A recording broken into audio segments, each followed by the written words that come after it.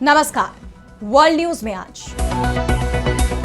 पाकिस्तान की तरफ से हिंदुस्तान को लगातार धमकियां दी जा रही हैं। सिंधु जल समझौते को लेकर आरोप लगाए जा रहे हैं, लेकिन अब हिंदुस्तान ने भी पाकिस्तान को करारा जवाब दे दिया है।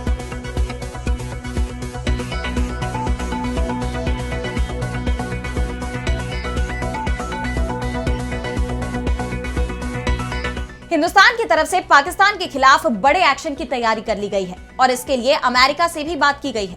आर्थिक मोर्चे पर पहले से ही परेशान पाकिस्तान को हिंदुस्तान बड़ी चोट दे सकता है।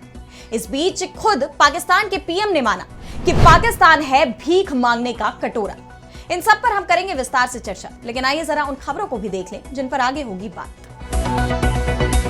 ईरान ने जमा किया परमाणु बम बनाने से ज्यादा यूरेनियम, यूएन की वॉचडॉग संस्था के दावे से हड़कंप, एक्शन में अमेरिका।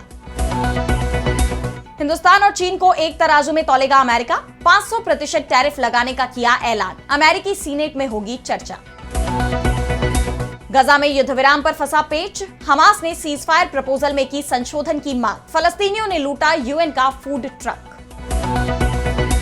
और चलते चलते में देखेंगे क्यों रहस्यमयी तरीके से महासागर हो रहे काले, वैज्ञानिकों का बड़ा खुलासा।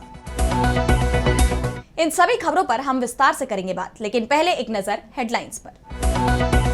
चीन का नेपाल पर नए मध्यस्थता निकाय में शामिल होने का दबाव, पाकिस्तान ने पहले ही किए हस्ताक्षर, चीन की हिंदुस्तान को घेरने की बताई जा रही है चाल।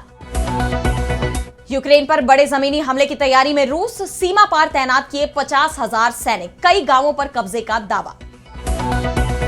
बांग्लादेश की पूर्व पीएम शेख हसीना को इंटरनेशनल क्राइम ट्रिब्यूनल यानी आईसीटी ने किया दोषी करार, आईसीटी मामले में मानवता के खिलाफ अपराध का लगा था आरोप। नीरव मोदी के प्रत्यर्पण के रास्ते की आखिरी बाधा दूर, यूके कोर्ट ने मानी भारतीय अधिकारियों की दलील, नीरव मोदी पर 13,000 करोड़ रुपए की धोखाधड़ी का आरोप। तो पाकिस्तान और हिंदुस्तान के रिश्ते काफी तल्ख हो गए हैं। लगातार पाकिस्तान की तरफ से हिंदुस्तान को धमकी दी जा रही है। बीते दिन ही पाकिस्तान ने सिंधु जल समझौते को लेकर हिंदुस्तान पर जल आतंकवाद के आरोप लगाए थे। ये दावा किया था कि पाकिस्तान हिंदुस्तान के आगे नहीं झुकेगा और अब उसे हिंदुस्तान की तरफ से करारा जवाब मिला है। ताजिकिस्तान में ग्लेशियर बचाने के लिए आयोजित एक सम्मेलन में भारत के पर्यावरण मंत्री कीर्तिवर्धन सिंह ने पाकिस्तान को आईना दिखाया है। उन्होंने कहा कि आतंकवाद को बढ़ावा देने वाला देश अब भारत को सिंधु जल समझौता खत्म होने के लिए जिम्मेदार न ठहराए। वो इस मंच का इस्तेमाल ऐसे मुद्दे को उठाने के लिए कर रहा है जो इस मंच के दायरे में ही नहीं आते हैं। सिंधु जल समझौते की शर्तों में साफ तौर पर लिखा गया है कि इसे मित्रतापूर्ण तरीके से सद्भावना और ईमानदारी के साथ लागू किया जाना चाहिए। संधि होने के समय से लेकर अब तक हालात काफी ज्यादा बदल चुके हैं, इसलिए इस समझौते को बरकरार नहीं रखा जा सकता। हिंदुस्तान ने पाकिस्तान की बोलती ही बंद कर दी, लेकिन ये मामला यही नहीं रुकता। पाकिस्तान के खिलाफ हिंदुस्तान के एक्शंस अभी खत्म होते नजर नहीं आ रहे। हिंदुस्तान पाकिस्तान को एफएटीएफ की ग्रे लिस्ट में डालने पर आमादा है और इसके लिए अब भारत के विदेश सचिव विक्रम मिस्री ने अमेरिकी अधिकारियों से सहयोग की मांग की है। उन्होंने अमेरिका के वित्त मंत्रालय के उप मंत्री माइकल फॉल्केंडर से बातचीत की और इस दौरान उन्होंने अंतरराष्ट्रीय वित्तीय संस्थानों में सहयोग का मुद्दा उठाया।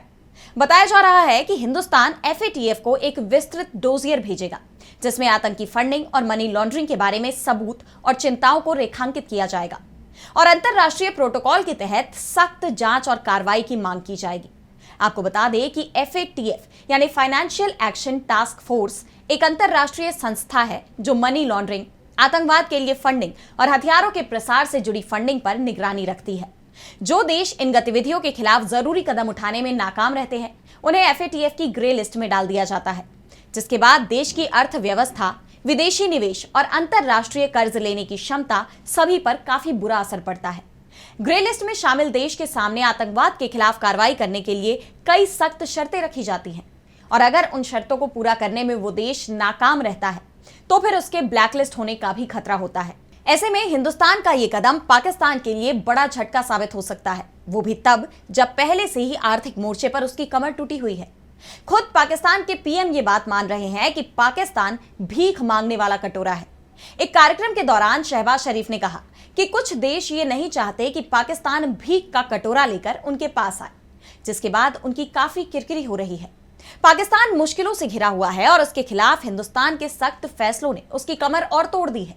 पाकिस्तान की बौखलाहट तब साफ दिखाई दी जब भारतीय प्रतिनिधिमंडल के कोपेनहेगन यानी डेनमार्क की राजधानी में संबोधन से पहले कुछ पाकिस्तानी नागरिक कार्यक्रम स्थल के बाहर जमा होकर नारेबाजी करने लगे।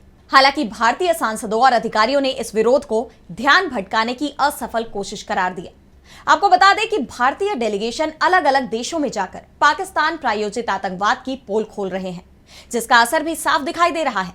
कई देश पाकिस्तान से दूरी बना रहे हैं। और अब बढ़ते हैं अगली खबर की तरफ, जहां हम बात करेंगे ईरान की। तो ईरान ने 60% शुद्धता वाला यूरेनियम का स्टॉक बढ़ा लिया है, जो परमाणु हथियार बनाने के लिए इस्तेमाल हो सकता है। संयुक्त राष्ट्र की परमाणु निगरानी संस्था IAEA की गोपनीय रिपोर्ट में यह खुलासा हुआ है। 17 मई तक ईरान के पास 408 किलो से ज्यादा 60% शुद्ध यूरेनियम था, जो फरवरी से 50% ज्यादा है। IAEA के मुताबिक अगर 42 किलो 60% यूरेनियम को और शुद्ध किया जाए तो उससे एक परमाणु बम बन सकता है। ईरान का कुल यूरेनियम भंडार अब 9,247.6 किलो है, लेकिन ईरान का कहना है कि उसका प्रोग्राम केवल शांतिपूर्ण उद्देश्यों के लिए है। वहीं इस बीच अमेरिका और ईरान में परमाणु समझौते को फिर शुरू करने की कोशिशें चल रही हैं। अमेरिका ने ईरान को एक नया प्रस्ताव भेजा है, जिसकी मध्यस्थता ओमान कर रहा है। ईरान के विदेश मंत्री अब्बास अराक्ची ने कहा कि वे अमेरिकी प्रस्ताव का जवाब अपने सिद्धांतों और हितों को ध्यान में रखकर देंगे। व्हाइट हाउस की प्रेस सचिव कैरोलीन लेविट ने बताया कि राष्ट्रपति ट्रंप के दूत स्टीव विटकॉफ ने ईरान को विस्तृत और स्वीकार्य प्रस्ताव भेजा है, जो ईरान के लिए फायदेमंद हो सकता है। ट्रंप ने साफ कर दिया है कि ईरान को परमाणु बम बनाने की इजाजत नहीं दी जाएगी। इजरायल ने IAEA की रिपोर्ट पर चिंता जताते हुए कहा कि ईरान परमाणु हथियार बनाने की पूरी तैयारी कर चुका है और दुनिया को तुरंत एक्शन लेना चाहिए। पश्चिमी देश भी ईरान के परमाणु प्रोग्राम को लेकर लंबे समय से चिंतित है। ईरान बार बार कहता है कि उसका मकसद हथियार बनाना नहीं है, और हाल के हफ्तों में अमेरिका और ईरान के बीच कई बार बातचीत भी हुई ताकि इस मसले का हल निकाला जा सके, लेकिन अभी तक कोई ठोस नतीजा नहीं निकला है। फिलहाल बातचीत जारी है। और अब अगली खबर में बात होगी अमेरिका के नए टैरिफ प्लान की। तो अमेरिका के राष्ट्रपति डोनाल्ड ट्रंप जब से सत्ता में आए हैं, पूरी दुनिया में हलचल मची हुई है। दोस्त हो या दुश्मन, ट्रंप दोनों की ही परेशानी बढ़ा रहे हैं। चीन तो पहले से ही अमेरिका के टारगेट पर बना हुआ है, लेकिन अब ट्रंप के टारगेट पर हिंदुस्तान आता दिखाई दे रहा है। हिंदुस्तान पर सख्त एक्शन लेने का प्लान अमेरिका में बनाया जा रहा है। दबाव बनाया जा रहा है कि हिंदुस्तान रूस से व्यापारिक रिश्ते एक तरह से समाप्त कर दे, रूस से तेल, गैसोलीन या पेट्रोकेमिकल्स की खरीदी बंद कर दे। इन्हें खरीदने वालों पर अमेरिका भारी टैरिफ लगाने की धमकी दे रहा है। यूक्रेन की धरती पर अमेरिकी सीनेटर रिचर्ड ब्लूमेंथल ने ऐलान किया कि अमेरिका हर उस देश पर 500% टैरिफ लगाएगा जो रूसी तेल, गैसोलीन या पेट्रोकेमिकल्स खरीदना जारी रखता है। ब्लूमेंथल की तरफ से इसका प्रस्ताव अमेरिकी सीनेट में पेश किया गया है और इसका मकसद क्रेमलिन के युद्ध कोष को रोकने के साथ ही चीन और हिंदुस्तान पर दबाव बनाना है, क्योंकि ये दोनों ही देश रूस से सबसे ज्यादा पेट्रोलियम उत्पाद की खरीदारी कर रहे हैं।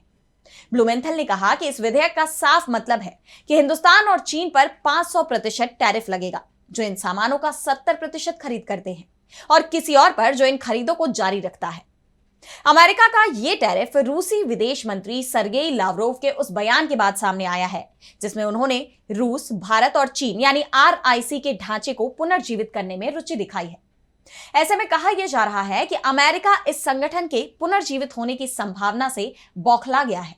ब्लूमेंथल के बयान के बाद इस बात पर भी सवाल उठने लगे हैं कि क्या हिंदुस्तान और अमेरिका के बीच व्यापार समझौता हो पाएगा। वैसे ट्रंप की तरफ से दावा किया गया है कि हिंदुस्तान के साथ एक समझौता करने के वो बहुत करीब है। ट्रंप की तरफ से यह भी कहा गया है कि हिंदुस्तान और पाकिस्तान को अमेरिका ने टैरिफ का डर दिखाया था, जिसके बाद ही सीज फायर हुआ था, क्योंकि मैंने दोनों ही देशों से कह दिया था कि मुझे किसी के साथ भी समझौता करने में कोई दिलचस्पी नहीं होगी अगर वे एक दूसरे के साथ युद्ध करने वाले हैं। ट्रंप भले ही समझौते की बात कह रहे हों, लेकिन जिस तरह से ब्लूमेंथल का बयान सामने आया है, उसके बाद ये सवाल उठ रहे हैं कि क्या अमेरिका के दबाव में हिंदुस्तान रूस से अपने संबंध तोड़ देगा। जबकि पाकिस्तान के साथ 4 दिन के सैन्य टकराव के वक्त अमेरिका ने हिंदुस्तान की कोई मदद नहीं की थी, बल्कि वहां का मीडिया पाकिस्तान के समर्थन में प्रचार कर रहा था। ट्रंप ने भी हिंदुस्तान और पाकिस्तान को एक ही तराजू में रख दिया था। और अब अगली खबर में बात करेंगे गजा की। तो इजराइल और हमास के युद्ध में एक जीता जागता शहर मलबे में तब्दील हो गया। गजा पट्टी में आम लोग शांति के लिए तरस गए हैं, भूख के आगे मजबूर हैं, लेकिन ये जंग थमती नहीं दिख रही। अब एक बार फिर गजा में युद्ध विराम अधर में लटक गया है। हमास ने अस्थायी युद्ध विराम के लिए अमेरिकी प्रस्ताव को मंजूरी नहीं दी, बल्कि उसमें कुछ और बदलाव की मांग कर दी है। और इसमें हमास ने फिर से अपनी पुरानी मांगे ही दोहराई हैं, जो अमेरिकी प्रस्ताव में शामिल नहीं है, जैसे कि युद्ध को पूरी तरह खत्म करना यानी स्थायी युद्ध विराम, इजरायली सेना की गजा से पूरी तरह से वापसी और लगातार मानवीय मदद की गारंटी। हालांकि हमास ने यह वादा भी किया है कि वो 10 जिंदा इजरायली बंधकों और 18 बंधकों के शव देने के लिए तैयार है, लेकिन इसके बदले में वो कुछ फलस्तीनी कैदियों की रिहाई भी चाहता है। लेकिन इसके लिए अमेरिका तैयार नहीं है। इस युद्ध विराम प्रस्ताव की रूपरेखा तैयार करने वाले अमेरिकी दूत स्टीव विटकॉफ ने इस पर कहा कि हमास की प्रतिक्रिया पूरी तरह से अस्वीकार्य है। अमेरिकी प्रस्ताव में 60 दिनों का युद्ध विराम, जीवित बंधकों की रिहाई और मृत बंधकों के शवों की वापसी शामिल है। इसके साथ ही विटकॉफ ने हमास से अपील की कि वो इस रूपरेखा को वार्ता के लिए प्रारंभिक बिंदु के रूप में स्वीकार कर ले, जो अगले हफ्ते से शुरू हो सकती है। अमेरिका का कहना है कि इजरायल ने उसके प्रस्ताव को मान लिया है, लेकिन हमास ने न तो प्रस्ताव को माना और न ही खारिज किया। इस पर इजरायल का कहना है कि हमास ऐसा करके वार्ता को बाधित कर रहा है। इसके अलावा इजरायली सेना ने एक्स पर एक पोस्ट में एक और सिनवार को ढेर करने की बात की पुष्टि कर दी है। वहीं गजा में भूख से लोगों का काफी बुरा हाल है। ऐसे में जब गजा में यूएन की तरफ से खाद्य सामग्री पहुंची, तो फलस्तीनियों ने दर्जनों खाद्य ट्रकों को जबरन रोका और रास्ते में ही खाने का सामान लूट लिया। यूएन विश्व खाद्य कार्यक्रम यानी UNWFP ने यह जानकारी दी है। वहीं रेड क्रॉस अस्पताल ने बताया कि इजरायल समर्थित फाउंडेशन केंद्र पर लोगों ने हमला कर दिया। इस दौरान भगदड़ में 21 लोगों की मौत हो गई, जबकि 175 और लोग घायल हुए। ऐसे में अब सबसे बड़ा सवाल यह है कि आखिर कब तक गजा के निवासी भूख से परेशान होंगे, कब तक वहां युद्ध विराम होगा। और अब चलते चलते में देखेंगे क्यों रहस्यमयी तरीके से महासागर हो रहे हैं काले। दरअसल एक रिसर्च में हुए खुलासे ने सभी को हैरान कर दिया, क्योंकि इसके मुताबिक पिछले 20 सालों में दुनिया के 21% से ज्यादा महासागर काफी गहरे रंग के या काले हो गए हैं। दुनिया के 21% महासागर का मतलब 7.5 करोड़ वर्ग किलोमीटर से ज्यादा इलाका है। आपको बता दें कि प्लायमाउथ यूनिवर्सिटी और प्लायमाउथ मरीन लेबोरेटरी के वैज्ञानिकों ने एक रिसर्च की, जिसमें उन्होंने पाया कि समुद्र में रोशनी के गुणों में बदलाव आ रहा है। दोनों यूनिवर्सिटी के वैज्ञानिकों की रिपोर्ट ग्लोबल चेंज बायोलॉजी नाम की साइंस पत्रिका में छपी है। वैज्ञानिकों का दावा है कि समुद्र में रोशनी के गुणों में जो बदलाव आ रहा है, इसकी वजह से प्रकाशीय क्षेत्रों की गहराई कम हो रही है। ये वो परतें हैं जहां सूरज की रोशनी पहुंचती है और समुद्र के 90% जीव जंतु इन्हीं परतों में रहते हैं। एक रिपोर्ट के मुताबिक इस स्टडी में 2003 से 2022 तक के सैटेलाइट डेटा और मॉडल्स का इस्तेमाल किया गया।